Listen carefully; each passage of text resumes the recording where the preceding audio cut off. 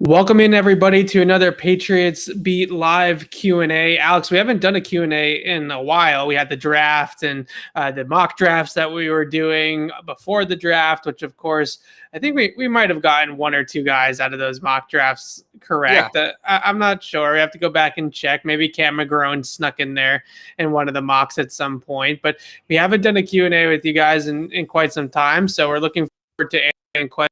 So if you do have questions, drop them in the chat. But Alex, I think just looking at the team now, post-draft, we have a pretty good idea about this roster overall and where things are going to go from here. And how are you still as optimistic about the team as we all were post-free agency, and now that they've made their draft picks and things of that nature?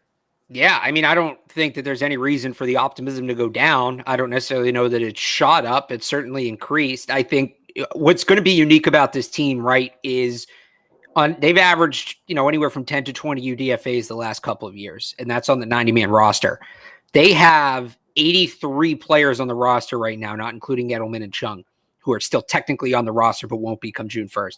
They have 83 players, only one's a UDFA. So where you talk about that group where normally 15, 16, 17 of those guys are, automatic cuts, they're there just to make camp work and you need the bodies. Yeah. The NFL talent, the depth of NFL talent on this roster is at least 65 to 70 players deep, which I don't know that I've ever seen that before. So this is going to be an incredible training camp in terms of the position battles, in terms of the battles for roster spots. I think you're going to see a lot of guys start playing outside of their normal positions because that's what you're going to need to do to be able to make this team. I'm sure we'll talk about some of those guys today. We mentioned it a little bit on Tuesday with Chase Winovich, maybe playing some middle linebacker, in some of these draft picks, maybe playing special teams, but the NFL talent on this roster, they might not have that top end talent. Some teams do. But the depth of NFL talent, that 20 to 50 on the roster, like 1 through 10, they're about average. 20 to 50, it's unbelievable. Yeah, and it's going to be a great camp, as a result, is we're going to see a lot of really competitive position groups from quarterback on down, right? We're going to have some great competitions in camp. And the one other thing on the UDFAs, it sounds like there are going to be a few UDFA signings from the Patriots, but the biggest reason why they haven't made UDFA signings to date as much, they did make the kicker from Michigan official today. But the biggest reason why is because the NFL right now is very up in the air about how big roster sizes are going to be going into the season and going into training camp in terms of how many players are they going to allow to be on one practice field, right? Because last year in training camp, you had two options. You could have an 80-man roster and everybody was allowed to practice in one field, or you could have a 90-man roster and split it up into two groups. And the Patriots decided to go the 80-man roster route all in one location instead of going defense in stadium, offense out of the stadium sort of thing. They decided to go the 80-man route. So if they stick with the 80-man rosters, I would assume that there's going to be far less UDFA signings by the Patriots, if any, besides maybe the kicker. And if they go into 90 and they allow everybody to have 90 people out there, then I think that they're going to make some signings here. But I do want to get right into the questions. Again, if you have questions, just drop them in the chat. We're going to spend about the next hour with you guys trying to answer as many questions as we possibly can, because at this point, it's all questions, right? I mean, we know the roster, we know the draft class. It's basically all just kind of conjecture to see how this is all going to be sorted out. So the number one question I think on everybody's mind right now is this one, Alex. How long before Mac Jones becomes the starting quarterback of the Patriots? You draft a guy in round one. Especially recently, there are very few true red shirts nowadays in terms of rookie quarterbacks. Jordan Love, Patrick Mahomes. I think Albert Breer had the stat. There's like 3 in the last 12 years or something like that you could call true red shirts that really sat their entire rookie season. So most of the time when you're drafted in the first round, you play. I think it was Mahomes, Jordan Love, and I think Paxton Lynch was the other guy who ended up not playing any games or starting any games for Denver. So where do you fall in this conversation? I think it's difficult to tell until we see Mac Jones take snaps, but where do you fall right now in terms of the leash for Cam Newton? I think it's going to be pretty long. I do. Based on what we saw last year, and on top of that, Bill Belichick's general hesitation to put rookies in key spots right away, I think if it's up to them, Mac Jones won't play this year. I'm not saying that's what I would do, but I think that they are going to be as cautious as possible with Mac Jones. Some of it too, I hate to take the cop out here. Let's see when the bye week is. Because if they get like a week 12, week 13 bye, that makes it a little bit easier to make that switch versus if the bye is going to be week 5 or 6, right? If you want to see Mac Jones this year and you're a Patriots fan, a week from or next Wednesday, fingers crossed, as late of a bye as possible. That's what you're looking at. So I think that they're going to give Cam, if it's up to them, Cam gets the full year, I think. I think if it was up to them, Cam would get the full year too, but Bill Belichick was pretty clear with what he said. He said, Cam's the starter until somebody plays better than him. And I don't think Mac Jones is necessarily going to bring more to the table day one or even year one because of the mobility element that Cam brings and the running element that Cam brings. But if Mac Jones can catch up as a passer and be able to handle the offense, and that maybe is a big if because Alabama was a very RPO option heavy offense. They relied a lot of shotgun and pistol. There wasn't a whole lot of under center action from Mac Jones. So if that's going to still be a big part of the Patriots offense, putting the quarterback under center, turning his back to the line of scrimmage on play action, that's a skill that Mac Jones can certainly learn, but it might take some time for him to develop in that regard as an under center quarterback because they didn't do it a ton with him at Bama. So he definitely has a lot of carryover. I think the route combinations that they use, some of the protections that they called were similar to what the Patriots do here, but there is some learning curve certainly still for Mac Jones. So I do wonder if we get to a point in the season where both of them start to play a little bit, and maybe that's later on in the year, in the second half of the year, and they kind of have a Cam Newton and a Mac Jones sort of offense. But Bill Belichick's been a little bit hesitant about doing that sort of thing in the past. He's not been a big 2-quarterback system kind of guy. It usually doesn't work at the NFL level as well as it works at the college level. So maybe that isn't going to happen, but we've seen some success with it in other places, right? New Orleans, I think, is a great example of what they did with Drew Brees and Taysom Hill. So I think there is a chance that we could see some form of 2-quarterback system towards the end of the year if Mac Jones really comes on as a passer in practice and really shows them something behind the scenes as a thrower versus Cam coming in and kind of doing some more of the running stuff. But we're both in the school, I think, of Mac Jones is probably not going to start until at least the second half of the season unless something goes drastically wrong with Cam or he gets hurt or something like that. Yeah, and injuries are certainly a part of it, but it's going to take a lot. You mentioned the Belichick quote, if somebody has to play better than Cam, I think that there's levels to that. I don't think that just means whose theoretical Madden rating is higher. I think that, they're not going to put Mac Jones out there if they don't believe he can succeed. And as we've seen in the past with rookies, they want to make sure those guys are ready. They can't just be good enough. They also have to be ready for key moments at the NFL level. And I just think that for them, believing Mac Jones is at that point might take some time. Yeah, I can agree with that. All right, let's talk about last year's rookie class. I think this is a good question. Who out of last year's group is going to make the biggest year 2 jump? I think the 2 tight ends probably not, right? I mean, I don't know if they're going to even get the opportunity to make a year 2 right. jump. It would take an injury, right? Right. So there's some options though, with Duggar and Uche and Jennings, and I don't know if Michael Onwenu could get any better than he was last year. So I'm not sure if that's even possible. But who's someone that you could see taking a big year 2 leap? So I'll give you 2, and actually neither one were draft picks. They're both UDFAs. One is going to be Isaiah Zuber, and we saw flashes last year from him where he looked like there was some potential there for kind of gadget plays. I also wonder, the reason they signed him, I think, I don't know this for sure, but 2 and 2 together, he was an All-American kick returner at Mississippi State. That was mainly his game, not so much offense. They need, as we saw last year, Gunnar Olszewski, great punt returner, struggled in kickoff return. So I wonder if I think Zuber would have a chance to make the team as a gadget, like hybrid running back receiver, and then as a kick returner.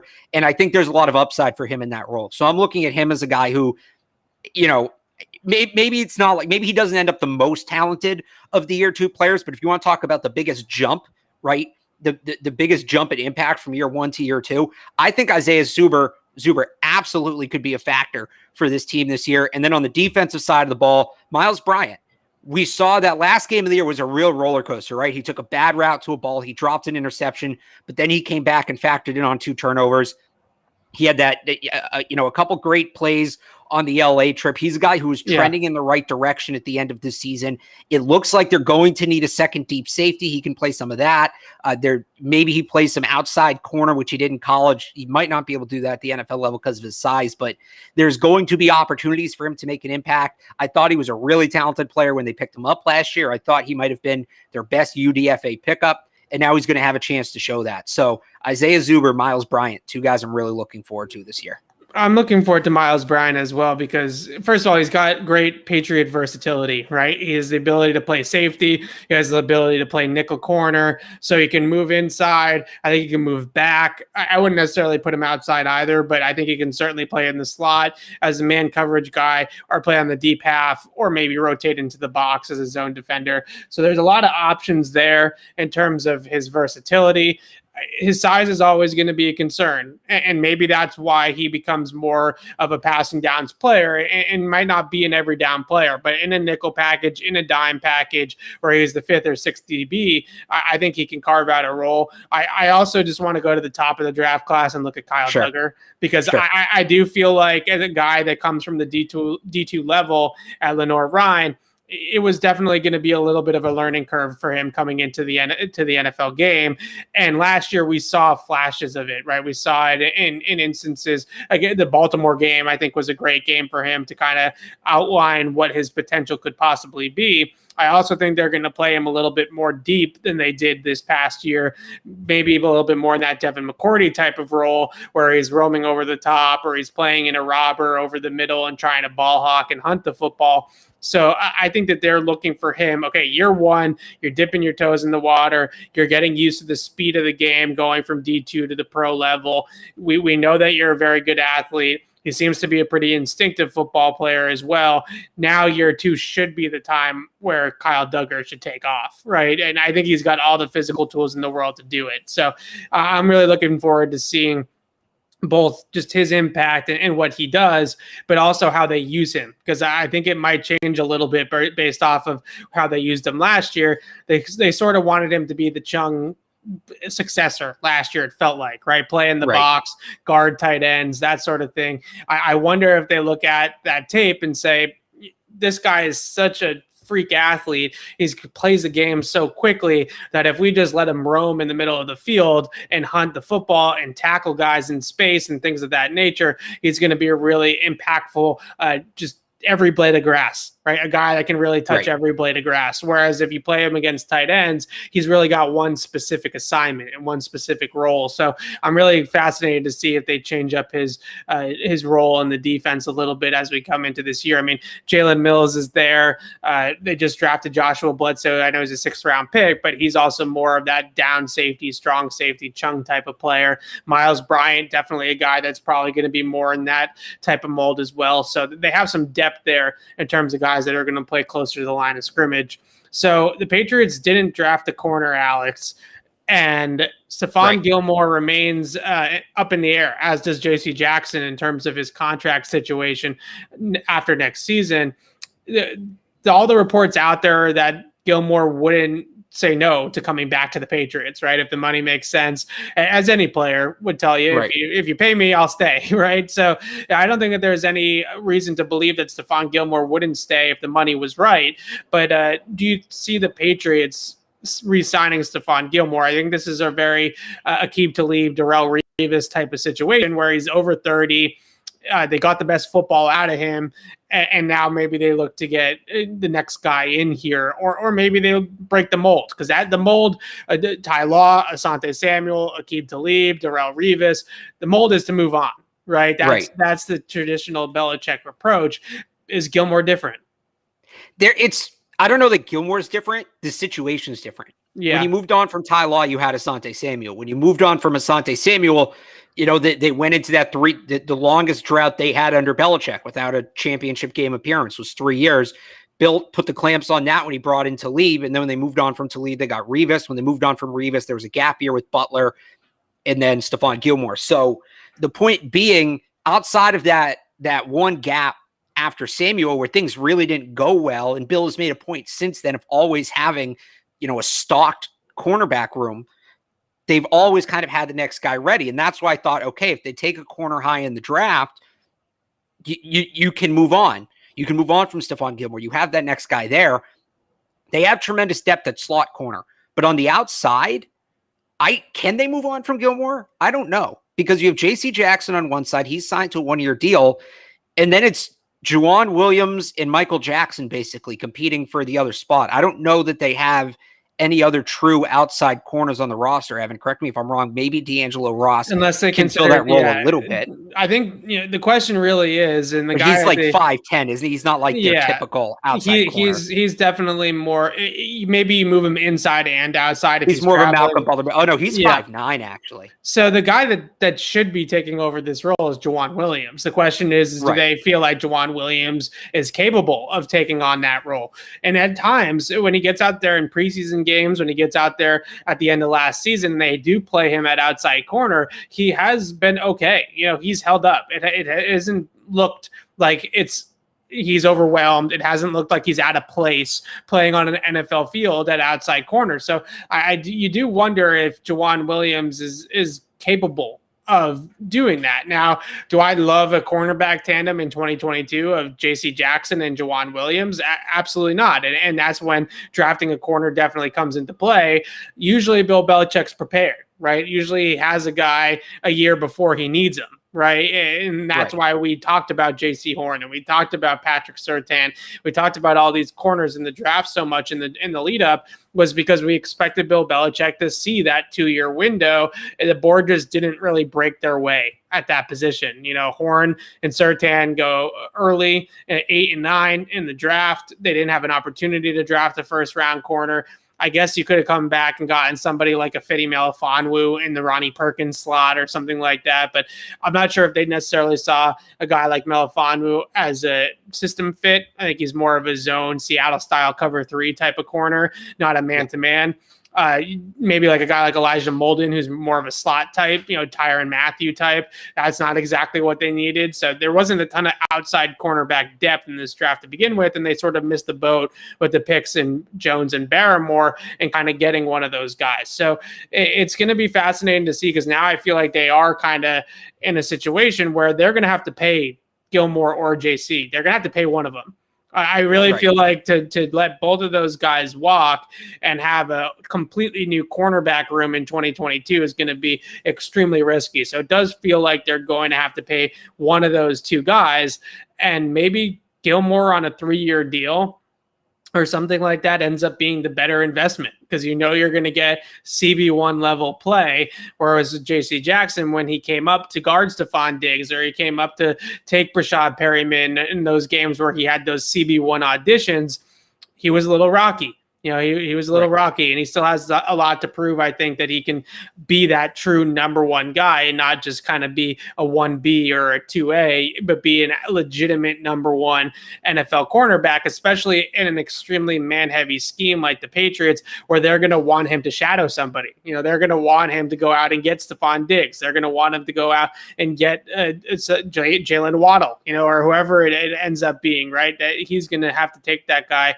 on an island, and last year he did have some issues with it.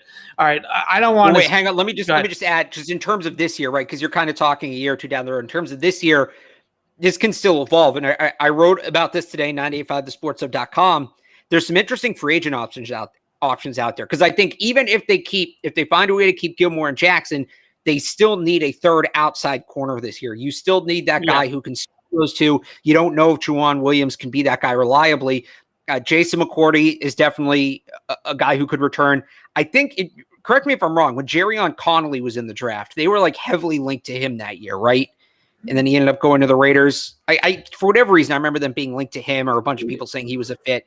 Garyon Connolly's a free agent. There's a couple interesting names elsewhere, Brashad Breeland, but one that really stood out to me, Evan, and we've kind of heard this, every couple of years we get into this, is Richard Sherman. Yeah. And he said some not nice things about the Patriots in the past. Though, he has, but he is, build-wise, he's what Bill Belichick wants in a corner. Yeah, it's what everybody wants in a corner. In their system, he can probably play some deep safety too if he'd be open to that.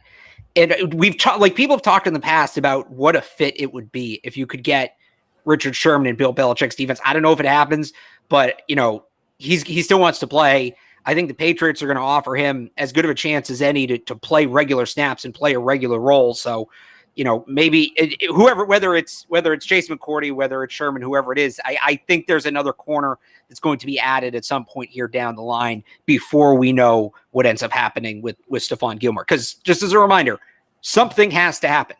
He's not going to play this year for $7 million, nor should he. So one way or the other, there's going to be a resolution. So my hesitation with Richard Sherman has nothing to do with what he said about the Patriots, but he has been in Seattle's system his entire career, other than that year with San Francisco, which is also a very similar system to Seattle's. Right. He's been a zone corner. This is my side of the field. I'm going to play the deep third. I'm going to match routes vertically.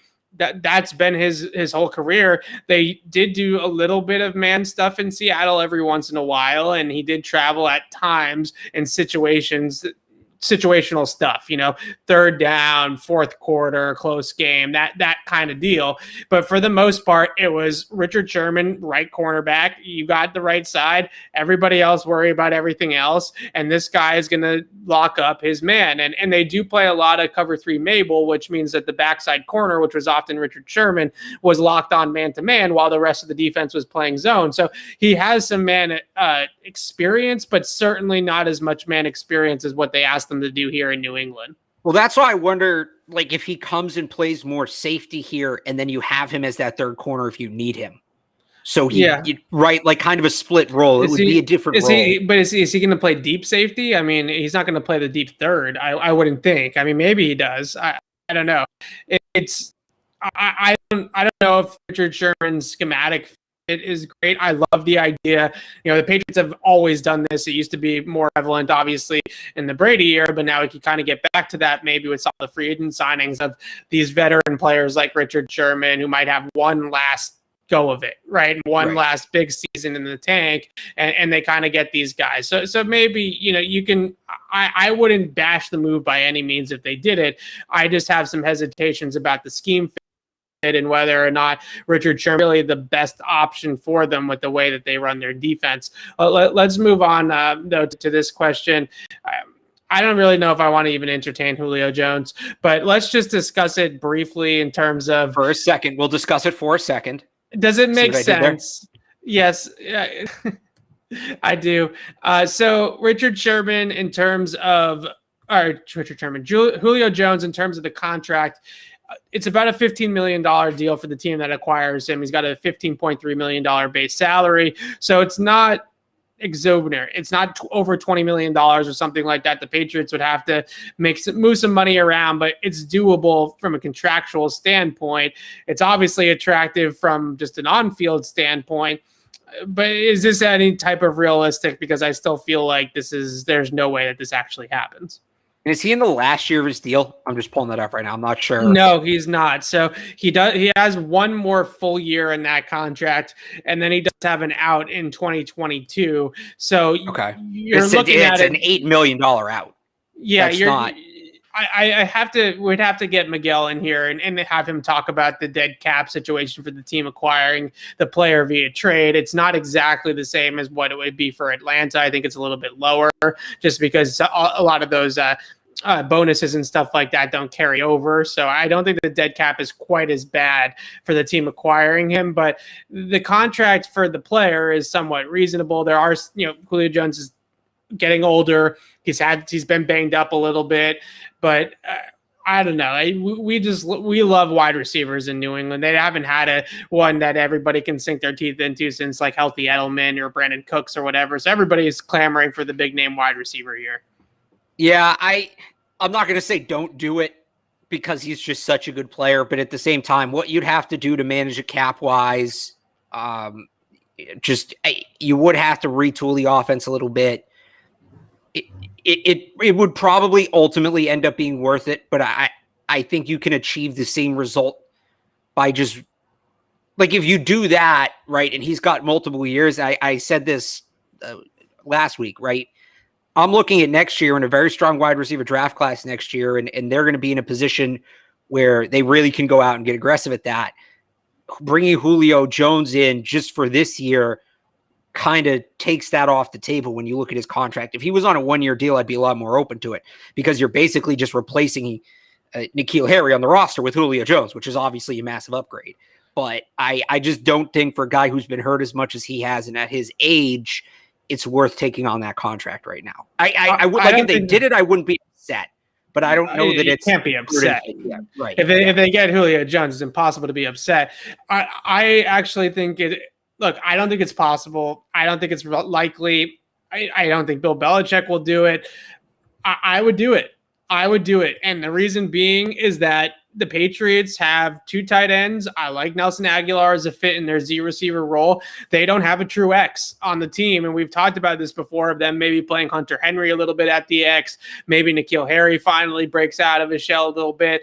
But Julio Jones at the X with this offense is scary. I mean, it's just scary to have all those weapons out there. I feel like if the Patriots are truly being uncharacteristically aggressive, as we said, all offseason, they've done it all offseason. They drafted a quarterback in the first round. They spent like crazy in free agency. If they're truly doing all of those types of things, if Julio Jones is available for the right price, I wouldn't pay a second-round pick for him. I'd probably pay a fourth or fifth-round pick for him just because of the contract.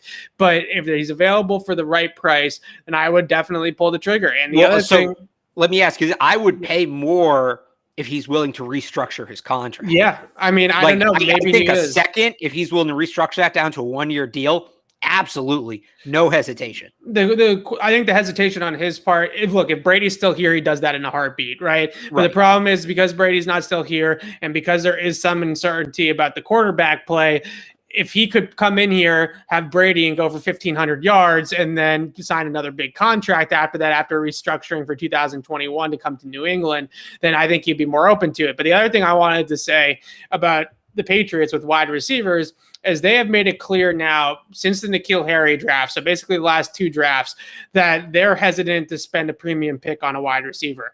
They passed on two of the best wide receiver classes that we've seen until the seventh round with Trey Nixon, and I'll get to him in a second. But if they're going to be a team that's going to acquire wide receiver talent through veteran options, through free agency or via trade, then a guy like Julio Jones via trade is something that should be on the table because they're not going to go out there necessarily, as we've seen the last two drafts, and spend another first-round pick on a wide receiver because they missed on N'Keal Harry and they missed on Aaron Dobson, they missed on Chad Jackson. And I think it's a tough position for them to evaluate from a college perspective. So I don't see Bill Belichick doing it again. I don't see him as much as I love John Mechie from Alabama or some of the wide receivers that are coming out next year. I just don't see Bill Belichick dipping back into the early draft wide receiver. We also didn't see him taking a quarterback in the first round this year. I think it's a new era. I think they're going to start being a little more they've just traditional, not traditional, but I think they're going to start acting like some of these other teams act in the draft and in free agency. They've just swung and missed so much that, look, they signed Nelson Aguilar, they signed Kendrick Bourne, and then they don't draft a receiver until the seventh round. It just feels to me like they're focused on adding veteran receivers because they know that they can scout it a little bit easier because they can see the translations into a pro scheme. Whereas versus the college game, it's a much simpler system. It's a much simpler passing game, and it's difficult to project for them. So if they're going to go the veteran route, it doesn't necessarily need to be Julio Jones. That's just the big name that everybody's attracted to. But if it's another veteran option, then they need to continue to make trades and they need to continue to make free agent signings at that position if they're not going to draft receivers early. Now, maybe they do break the mold again next year, or maybe they have me eat my words and they take a wide receiver in the first round next year and all this means nothing. But if they're going to continue to ignore that position in the top 100, then they need to go out there and spend at that position. They need to invest capital at that position. So that's why I just feel like if Julio is available for the right price, if Odell Beckham's available for the right price, if any of those types of players are available at a price point that they feel comfortable with, they're not going to draft a receiver in the first round. I'm saying if this is their mindset, then these types of players should be on the table for them to upgrade at that position. So here's an interesting question as we continue this wide receiver conversation about taking a wide receiver, and he talks about Mike here, situational wide receivers. And I wanted to take this opportunity. The last couple of days, I've dug into some UCF tape and Trey Nixon, and did Ernie Adams might have found themselves a little late round gem. I'm not going to sit here and say that he's going to be David Givens or he's going to be Julian Edelman or anything like that. But he's a deep threat. He's a guy that can stretch the field. He's a vertical route runner. He's a vertical receiver.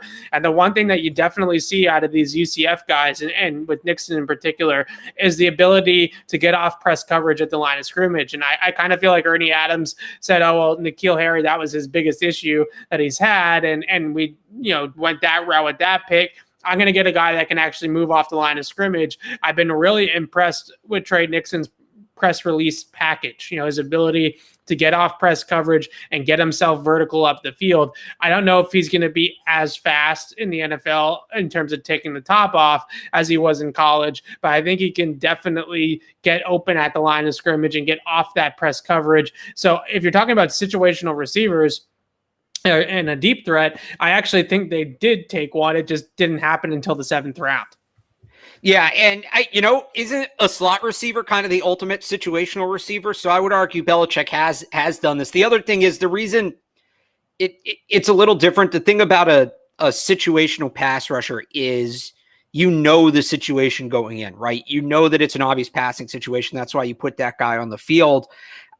I think to have like a situational player on offense is tough because you want to do your best to not necessarily let the other team know what your situation is, right? If you just have a guy who's out there running deep routes and he comes on the field, everybody knows what the call is. It's kind of like what Damiere Byrd was last year, I think, but the situational thing, there's the third down running back, sure. But it's third down, it's passing back, and you have to hand the ball to that guy. Well, they've had this issue with running backs. Right, Sony exactly. Michel's been very typecasted into that. Exactly. We're going to run the ball, 80% of the time when he's on the field or something. So I don't mean to shoot the question down. It's a good question. I understand where you're coming from. Situational players as a concept is much more difficult to achieve offensively than it is defensively. Because again, defense is reactionary. You kind of know what the situation is going in. Offensively, you're trying to leave, even if it's, 3rd and 13, you want to leave as many possibilities on the table as possible before the ball is snapped. So the defense has to prepare for as many different situations as possible. Yeah, I'm just saying, go watch some Trey Nixon tape. It's better than I thought. I'm not going to sit here and say that this 7th round pick is going to turn into a Hall of Famer. I'm not saying anything crazy like that, but I was impressed. It was a lot better than I thought it was going to be. Look, and they've had some good wide receivers from there. Gabriel Davis, Jacob Harris. They've had 3 wide receivers now drafted in the last 2 years. That's a program that is sort of brewing some NFL wideout talent. And the press release package, his press release package, and I hate to rag on N'Keal Harry, but his press release package and his ability to get into vertical routes off the line of scrimmage is better than N'Keal Harry's. And N'Keal Harry is a 1st round pick. So I think that there's a lot to like about Trey Nixon's tape as a 7th round pick, right? Not saying he's going to turn into Randy Moss, but as a 7th round pick, I think there's something there. He can catch the ball at all 3 levels. And I brought up Damiere Byrd earlier. I don't think he's, the exact same player. He's a little bit bigger, right, and stronger. But you know what? If the 242nd pick in the draft turns into Damiere Byrd, who, has had a successful NFL career and he just got signed again by the Bears and he's an NFL caliber wide receiver. If that's what the 242nd pick turns into, you did okay.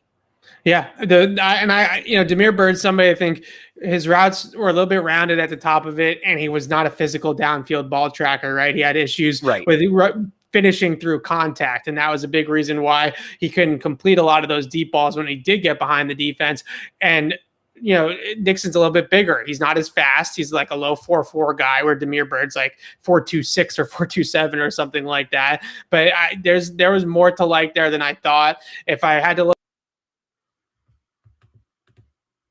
did we lose Evan? where he can move inside and outside and get a little bit vertical. So I think that there's some elements of his game like that. All right, let's move on to the defensive side of the ball, as we just spent about 20 minutes on Trey Nixon and talk about Josh Uche and his role next season. I think this is a fascinating one because there are not a lot of reps at edge, right? There's not a lot of outside linebacker reps. You got to think that Matt Judon and Kyle Van Noy are going to eat up a lot of those snaps in terms of the edge defender role. So where does Josh Uche fit into the puzzle? I would love to see them keep him at off the ball linebacker a little bit and use his explosiveness and his athleticism to be more of a run and chase type of player, a pursuit type of player from the second level. Sure. I mean, I think all of these guys are going to try to have to find ways to, like I said in the open, to make themselves available for more snaps. I think Chase Winovich is a guy you look at maybe moving back and playing some more off the ball. So, I think we're going to see it in camp. I think we're going to see a lot of these guys playing out of position and trying to prove that, hey, I might be just as good as player X, but I can also play 3 spots. Player X can only play 2, things like that. So I don't know if Uche ends up off the ball like primarily, but I think that we're going to see him try it. And I think we're going to see a lot of guys try moving around. Yeah, I mean, you're going to have to, especially on defense. You have a lot of these guys now, even with the draft class, with Ronnie Perkins in the mix as well. They go 7-8 deep at edge now, and that's a good thing to have. It's a good problem to have. But these guys are going to have to fight it out and figure out places to find, roles, and to find snaps, to find playing time. All right, a lot of questions still, Alex, rolling in about Julio. A lot of questions still rolling in about Mac Jones. We've talked about this one a little bit in our pre-draft discussions, but I think it's interesting, a comparison of a floor ceiling type of comparison for Mac Jones, because I think you hear things all over the place, right? Some people think he's Kirk Cousins or Derek Carr or something like that. Some people think he's Tom Brady, right? So it's very volatile with Mac Jones. But what are your best floor or ceiling comparisons for him? So, all right, before I give that, let me explain, because I figured out the perfect way to explain Mac Jones, but it's kind of niche and like super nerdy, but I'm going to give it my best shot. So if anybody plays the video game MLB The Show, right? When you draft players in that game, normally their overall is like a 50 and their potential is like a 90, right? Like basically when you draft a player, their overall super low, their potential super high, and they end up somewhere in the middle. It's rare to find guys with like playable overalls in the draft, because that's just how baseball works, and trying to mimic it. Every once in a while, though, you'll get a guy who's like a 70, 75 overall right out of the draft. But 99% of the time, their potential is also a 75 and basically, or lower. And basically what it means is, hey, this guy's really good, really young, but he's just kind of flatlined. So that's kind of what I see Mac Jones as. Did that make any sense to you? Yeah, it does.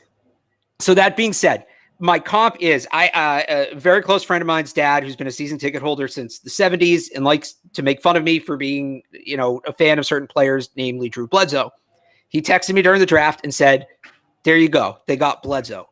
Are you happy? Like, meaning to like tease me, but Drew Bledsoe made multiple Pro Bowls, was a top 5 quarterback in the league at one point, took the team to a Super Bowl. If Mac Jones is Drew Bledsoe, which I don't think is completely unrealistic, that's a great pick. Well, he doesn't play anything like Drew Bledsoe. I know, but I think people so when I see career comp, I assume that means like career arc, not stylistically. Stylistically, I love the Pennington one. And people use that as a knock. Chad Pennington was, for like 10 years there, statistically the most accurate quarterback in football history. He also barely threw the ball down the field. Chad Pennington's downside was not his ability, it was a shoulder injury. Right. And look, do you need to be able to, especially with some of the, a guy like Jonnu Smith, who, Evan, when they signed him and you were trying to convince me, Jonnu Smith over Hunter Henry, you were telling me what he does after the catch, what he does after the catch, what he does after the catch.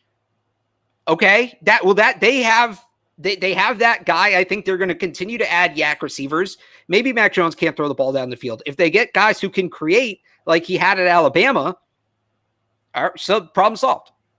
So I have a player comparison. I floated this one by you earlier when we were texting about this question, and I think that Patriots fans are also going to hate it. But I want to throw it out there anyways because I think I know which one it is, and you got to let me clarify it right after you say it, because I don't think you know how to say it correctly. I'm going to try to say it correctly. I am not comparing what I think Mac Jones's career resume could be or his intangible qualities in terms of clutch gene and leadership. Well, you're doing the exact opposite of what I just did. I am just telling you who I see when Mac Jones plays football, where the way he moves, the way he throws the football, the way he processes things. I see Tony Romo. I see a guy that moves around decently well in the pocket, that makes quick reads with the ball, that throws accurately to all three levels, that has enough arm, but certainly doesn't have the biggest arm in the world, and is a really smart, instinctive football player. And I think we've all seen now with Tony Romo's career in broadcasting just how smart of an X's and O's and football mind he really is. That all was prevalent on his tape, but I think it got lost in he fumbled the extra point snap in the playoff game, and he never won the big game, and Dez caught it, and all that garbage.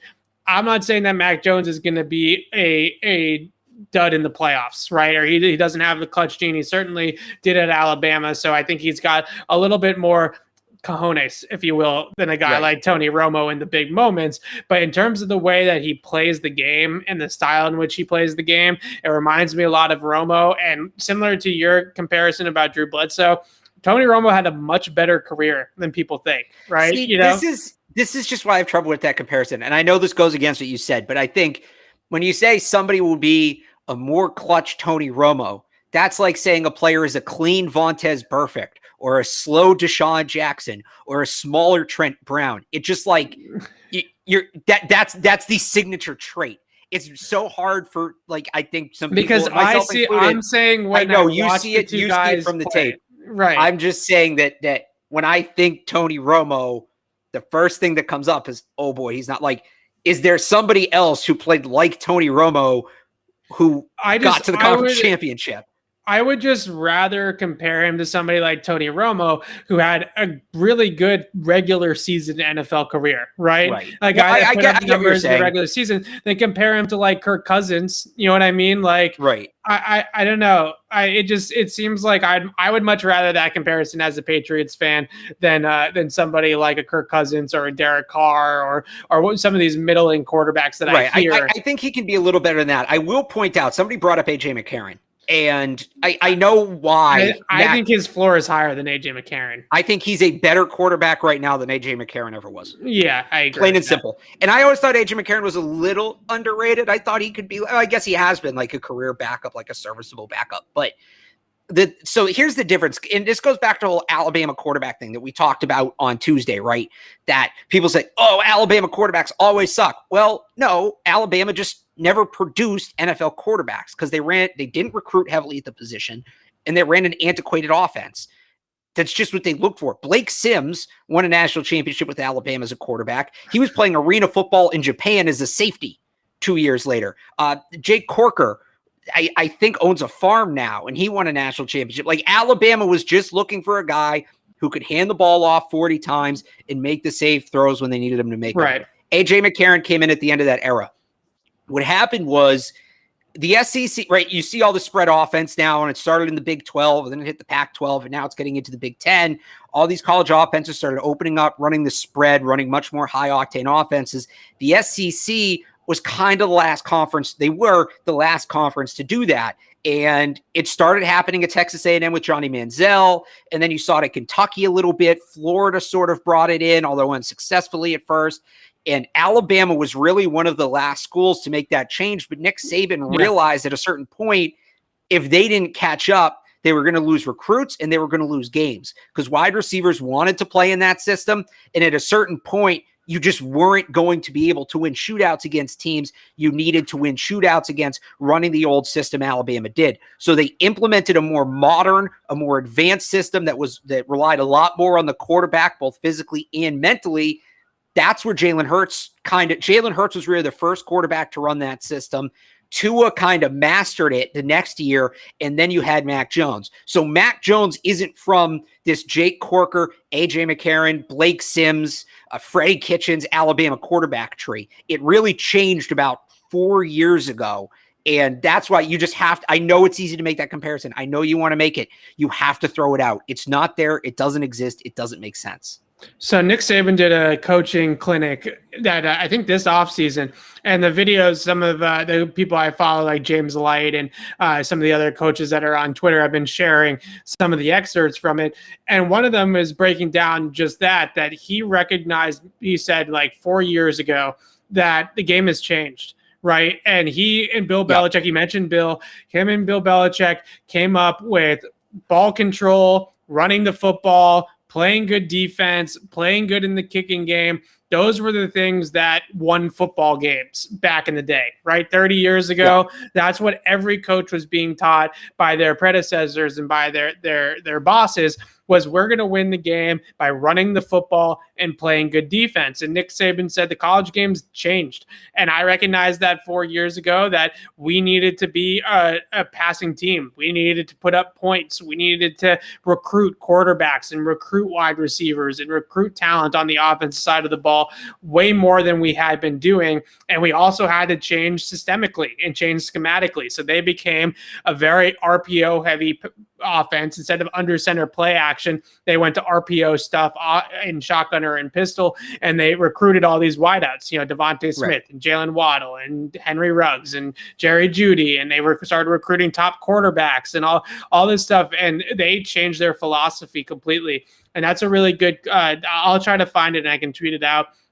But Nick Saban talking about how they recognized that they were only going to compete at the highest level like Alabama wants to be at if they outscore people. They recognized that they weren't going to be able to just play good defense and win national championships anymore. They were going to have to outscore people. And that was a big part of that philosophical change.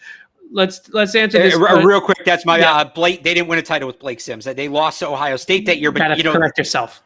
No, I want to make sure I get any. By the way, he is back to playing QB, so good for Blake Sims. I was like, he's a fun guy to watch, but it's not. It's not the same thing. So you see, Martavis Bryant plays football in Massachusetts now. Okay, hang on. The Massachusetts Pirates receiver room, if it was 2015, is stuck. Pretty good. They have Martavis Bryant. They have Terrence Williams, right, who played for the Cowboys, and they have Dexter McCluster. That's like a team. I just saw Martavis Bryant. It didn't count. The catch didn't count. It's one of those buzzer beaters after the buzzer that didn't count type thing. But he made a great catch, and they put it on Twitter. And I was like, wow, he's playing football, professional football, getting paid in Massachusetts. Do you want to answer this question about Braxton Berrios? Because I feel like, by the way, they also have Trey Jackson. Oh, okay. Mass Pirates. So there you go. I feel like you probably know everything there is to know about Braxton Berrios. So I think the skinny, the short answer here is Gunnar Olszewski, right? I mean, Gunnar. No, because they weren't the same year. Braxton was the year before. So but he was in Gunnar's rookie camp, wasn't he? Weren't both those guys together when Gunnar came in as a rookie? No, because Braxton Berrios never played, if I'm correct, for the Patriots. I don't think he ever. No, he didn't, because he. I thought that was where the overlap was, but maybe I'm mistaken. I thought that Jacoby Myers and Gunnar Olszewski were the ones that were in that camp with Braxton Berrios. Yeah, you know what? So it wasn't his rookie year. Because he was on IR his rookie year, and then you're right, he was in camp with them in 2019. Yeah. So that would be. I don't know why they cut him. They should have kept him. He was a good player. Like I don't have an answer to that question. Maybe it is Gunnar, but they're not similar receivers. Gunnar was certainly better on special teams. And remember, they cut Demaryius Thomas too.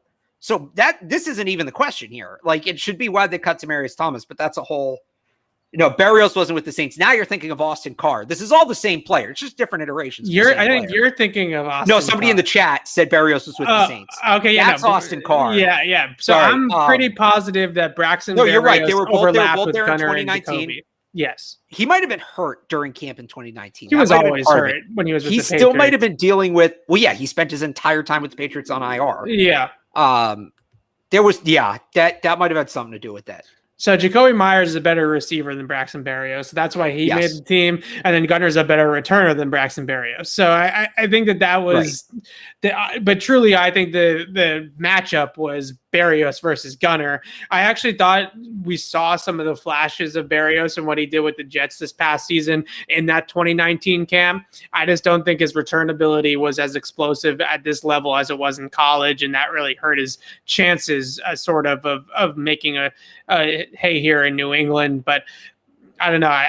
Gunnar Olszewski is your all-pro punt returner now, so I feel like that decision really makes a lot of sense. Gunnar Olszewski all-pros 1, Braxton Berrios all-pros none. And look, if their biggest miss in the last 3 years was cutting Braxton Berrios, it's pretty good. That's pretty good if that's your biggest miss. So they did okay. Yeah, I wouldn't lose. It's a fair question, but I wouldn't lose sleep over it.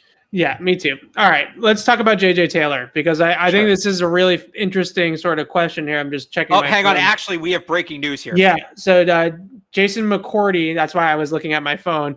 Okay. Jason McCourty, a 1-year deal to the Miami Dolphins. So no return to New England reunion for Jason McCourty. Flores reunion. I had gotten an inkling that maybe Jason McCourty was not going to be back here. Even after the draft, it didn't seem like the Patriots reached out to try to rekindle that flame. So Jason McCourty, 1-year deal with Miami. This makes a lot of sense. Brian Flores reunion, similar system, going to do a lot of the same things. And I think Brian Flores obviously knows the leadership qualities that Jason McCourty brings to the table as well for some of his younger cornerbacks. So Jason McCourty is not back with the Patriots. So that's one that we can cross off, Alex, in terms of that. Who's that third outside corner? Who's that veteran corner that they might sign? That market's getting very, very thin at this moment. So if they're thinking of bringing in somebody else, the options are bare. That's for sure. Yeah, no, absolutely. I said it before and I'll say it again. I think their biggest need now is who is that third outside corner behind Jackson and Gilmore. Is it going to be Juwan Williams? Are they going to give Michael Jackson a shot at it? That's a question that needs answering, because the reality is Gilmore's coming off, not a nothing injury. It obviously wasn't as bad as it looked at the time, but a relatively severe injury. J.C. Jackson, I believe, missed a couple games last year with an injury, or was that 2 years ago? But you never know. Guys at that position get hurt all the time, especially with the Patriots. It feels like they just have horrible luck when it comes to cornerback injuries. So I think, maybe behind closed doors, they're very confident in Juwan Williams. And I think there's a chance they are. They used a 2nd-round pick on the guy. But whether they have the answer or not, we on the outside don't know what that is. And that's something we need to figure out, or we're going to look to figure out between now and the start of the season. All right, let's go back to this JJ Taylor question. Sure. Expectations for JJ Taylor. Now, when they drafted Ramondre Stevenson, I think that they sort of sent a message to us that they weren't looking for that James White pass catching back role as much as we thought. They were actually looking to fill Sony Michel's contract situation, similar to James White's, is going to be a free agent after the season. It does feel like they were more concerned about that role than the James White role in the draft. And maybe they feel like JJ Taylor is the guy in waiting in terms of that White successor. And he sort of took, he wasn't drafted like Shane Vereen or James White was, but he took a similar redshirt year as a rookie, as a UDFA, and kind of learned the ropes and sat behind the veterans, and maybe he has an opportunity this year to kind of fill into some of those things that Rex Burkhead did for them. I also wouldn't be surprised if he returns some kickoffs, if he can prove that he can have some ball security. I think he's got that ability too. Yeah, I think for him, like, everybody wants to call him the third down back because he's fast and he's shifty. We just don't know what the pass blocking is going to look like. And at his size, it's going to be difficult. And I've talked about this a lot on this show, that the Patriots generally characterize their backs into one of two groups, right? Or one of three groups. You have the early down backs, the Sony Michel's, Damian Harris. Third down backs, guys like James White, Shane Vereen. And then sometimes they'll have that back that can do both, but is not usually going to be the most talented back on the roster. The guy who's good at everything, but not great at anything. Again, that's what Burkhead's been. Right. There has been a fourth category that we've really seen used sparingly, but it's Dion Lewis. It's an early down back that's not a power back. I wonder, and this is a little bit of an educated guess because we've heard Ivan Fierce call him Little Dion. I wonder if he's going to just be the early down change of pace back. They generally haven't used that role. They just power backs on early downs, pass catching backs in passing situations. They haven't really changed pace early on in sequences. I wonder if they're going to start doing that, because that, to me, is the perfect role for JJ Taylor. Yeah, he is a back that runs with a lot more power than you would expect for somebody of his size, because he's got so much juice. He's got so much explosiveness that he can convert that power, and then he's also so low to the ground because of his height that he can almost use that as to his advantage to leverage things. So I think that he's a really bursty type of player, an explosive type of player. Can catch the ball a little bit, can run out of the backfield and in between the tackles a little bit. Like I mentioned, I think he can return kickoffs too. That was something that he did in college that I think can translate to the NFL game. So there's a role when you kind of put together his versatility on offense added to the special teams return ability. I think there is a role for him to be able to get on the field and get onto the game day roster this year. So I'm very fascinated to see what he looks like in camp and what he looks like in the preseason, because JJ Taylor is going to, if they have preseason games this year, which is the expectation, JJ Taylor is going to be one of those preseason monsters. So I don't think they're going to be able to cut him. I think they're going to have to keep him on the 53 if they want to keep the player. So it's going to be very interesting to see. A few more final questions here. This is, I think, a really fun question for Patriots fans now, because we get to pick on the Miami Dolphins a little bit. Who would you rather have, Mac Jones or Tua? Oh, and as an Alabama fan too, for me, this one cuts deep. You know what? So for me, it's actually not hard. And I'll say Mac Jones because, I'd be a hypocrite if I said otherwise, because with Jimmy Garoppolo, right? What have I been saying? I don't want a quarterback who's not going to play. Tua, as talented as he is, he's a smaller guy. He's got that hip injury. He's had trouble staying on the field. So, overall, if I have to build my team around one, give me Mac Jones, because he's going to be out there. In terms of raw talent, like who should have the better Madden rating, I'd probably go Tua, but I think it's close. But again, that availability is the best ability, and I'm taking Mac Jones because of that. So I think the Miami Dolphins have taken some huge risks in the draft the last couple of years. And I find it actually hard to believe their coaching staff and Brian Flores and Chris Greer, their general manager, must feel really safe in their jobs, because they went Tua last year in the first round, and then Jalen Waddle and Jalen Phillips in the first round this year. Those are three guys that have some major durability concerns. I mean, Jalen Waddle comes in with a fractured ankle that he's recovering from last year from Alabama, and Jalen Phillips has a laundry list of injuries dating back to UCLA. He transfers to Miami and gets hurt. There's a long list of things wrong with him too. So they have three players at their last 3 first-round picks, 2 this year, that have injury histories, that have durability question marks. And I'm just really surprised.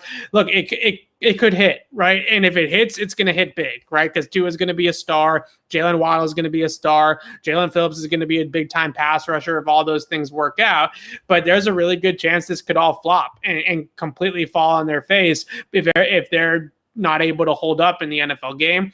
If I'm talking just ability, Tua versus Mac Jones, I think it's definitely Tua. But I do think you can talk about the fact that Tua 2 years ago at Alabama was throwing to Jerry Jeudy, Henry Ruggs, Devontae Smith, and Jalen Waddle, had a great offensive line, had a great running backs group, and all these types of things.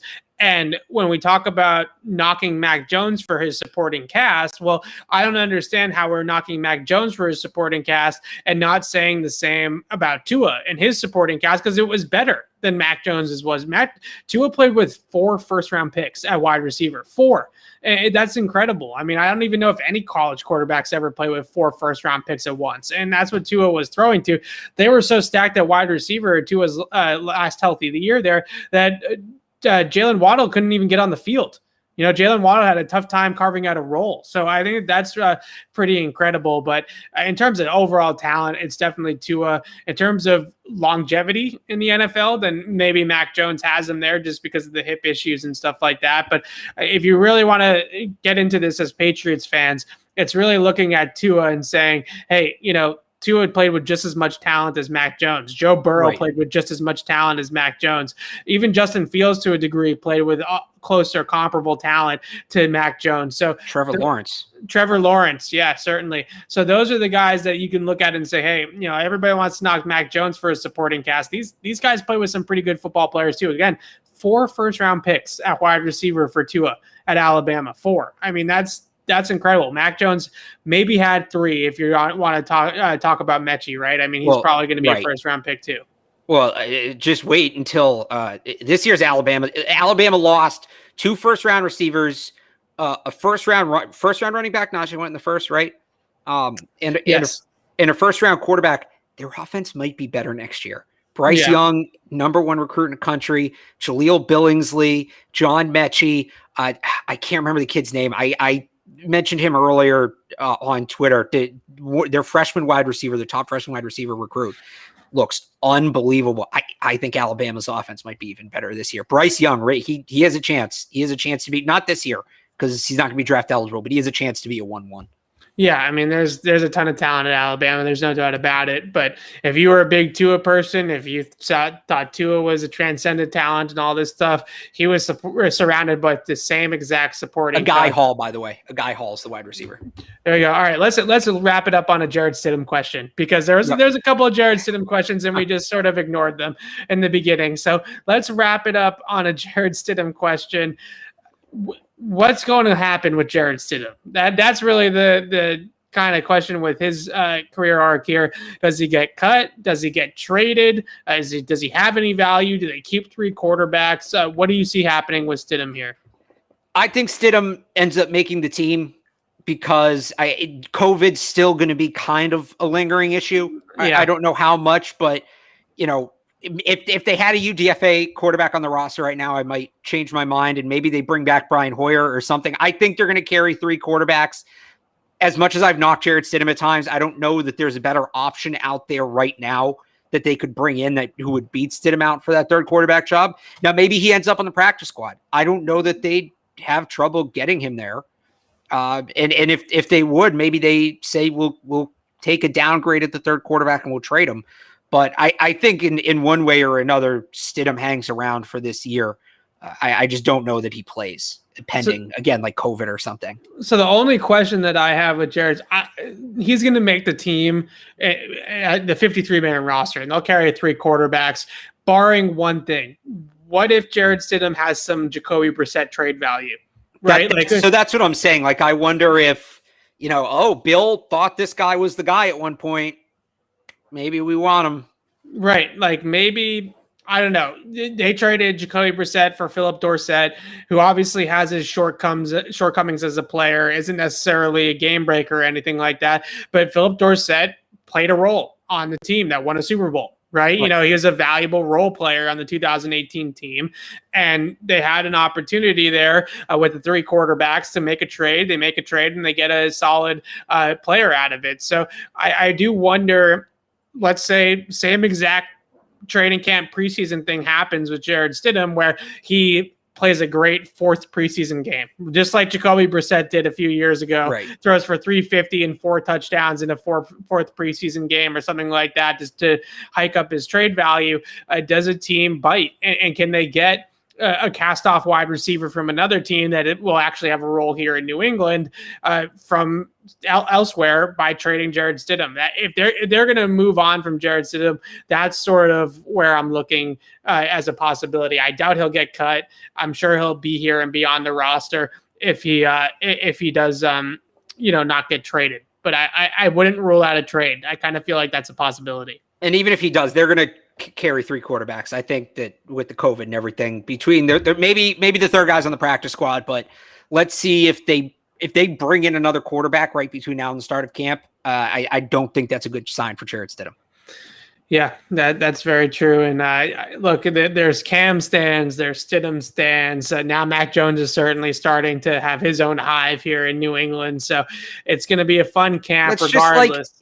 At the end of the day, because I see people bickering about this on Twitter, we're all Patriots fans at the end of the day, and you can certainly have your preference, but just don't root against your own team's quarterback. It comes across as so spoiled. I know we all miss Tom Brady. I know we do. Don't root against your own team's quarterback. Just don't. It reeks of you like Yankees. Oh, 27 rings. It like reeks of that. Just don't do it. Yeah, I'm with you on that one. Look, everybody has their preference. Everybody looks at it differently and thinks of things that, oh, this guy has this flaw and that guy has that flaw and this, that, or the other thing. At the end of the day, you got to count on Bill Belichick and Josh McDaniels recognizing that the best quarterback is the best quarterback, right? The guy that's playing the best is going to play. And that's all it's going to come down to. It doesn't matter if you're a former MVP like Cam Newton or the 15th overall pick in the draft like Mac Jones. If you're not the best QB out there, I don't think it's going to happen. I would honestly think hell froze over. But if Jarrett Stidham ends up being the best quarterback in camp, would it stun you if he ends up getting a chance to start? I mean, it would stun me, but I don't know. I mean, maybe it's possible. If he's the best, I think the best quarterback in camp is going to get to play. I think the stunner would be him being the best quarterback in camp. Right. But if he is, then yes, then I will be pounding the table for Jarrett Stidham to be the week 1 starter. If he blows everybody away in camp, you can all line up behind me saying Stidham should start, because at the end of the day, I just want to watch good quarterback play. I don't really care which quarterback it is. I just want to watch good quarterback play. That's all it comes down to. That'd be a tough sell. All right, let's end it there on Jarrett Stidham. Hopefully making some noise. I think it'd be more exciting if he did. But Alex and I will be back on the podcast on Tuesday to talk more Patriots. I think we're going to start to try to break down the roster a little bit and get into position battles and things of that nature. So we'll be back on Tuesday with that show. On Thursday, we'll do another one of these Q&As. But until then, signing off for Alex Barth, I'm Evan Lazar. Thanks for watching, everybody.